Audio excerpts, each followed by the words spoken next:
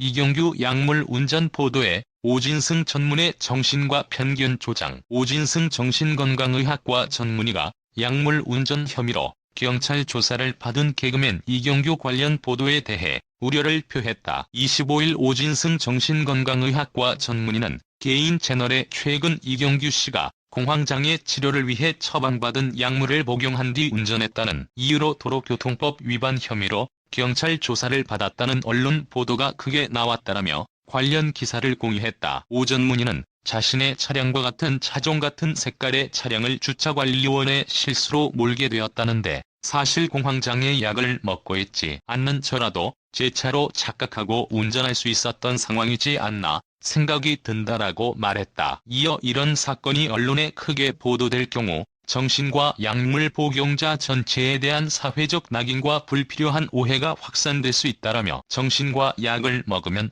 무조건 위험하다는 인식은 가뜩이나 정신과에 대한 편견이 높은 우리나라 사회에서 치료를 주저하게 만들고 적절한 치료를 받지 못하는 분들이 더 많이 생길 수 있다라고 덧붙였다. 최근 이경규는 10년 넘게 복용 중인 공황장애 약 때문에 약물을 복용하고 운전했다는 의혹을 받고 경찰 조사를 받았다. 앞서 8일 이경규는 서울 강남구의 한 약국 앞에서 자신과 차종이 같은 다른 사람의 차를 몰고 이동했다가 절도 의심 신고를 당했다. 당시 현장에 출동한 경찰이 차가 바뀐 사실을 뒤늦게 알고 돌아온 이경규에 대해 약물 간이 시약 검사를 진행했고 양성 반응이 나왔다. 이후 이경규는 지난 24일 서울 강남경찰서에 출석해 도로교통법 위반 혐의로 약 1시간 45분간 조사를 받았다. 그는 조사를 마친 후 공황장애 약을 먹고 몸이 아플 때는 운전을 하면 안 된다는 것을 인지하지 못했다라며 앞으로 먹는 약 중에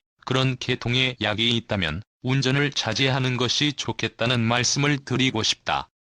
나 역시 더 조심하겠다라고 전했다. 한편 예능 대부 이경규는 그간 꾸준히 공황장애 약물을 복용하고 있다고 밝혀왔다. 2012년 KBS2 예능 남자의 자격에서 공황장애를 앓고 있다고 처음 고백한 이경규는 당시 약을 먹은 지 4개월 정도 됐다며 죽을 것 같다는 심리 상태를 많이 경험했다. 서 있다가도 스스로 꼬집기도 한다.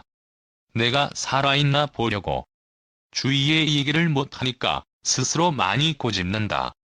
마비가 오는 것 같았다라고 털어놨다. 2021년에는 카카오TV 오리지널 진경규를 통해 배우 류승수, 가수 솔비 등 공황장애를 경험한 동료들과 함께하는 공황장애 캠프를 개최하기도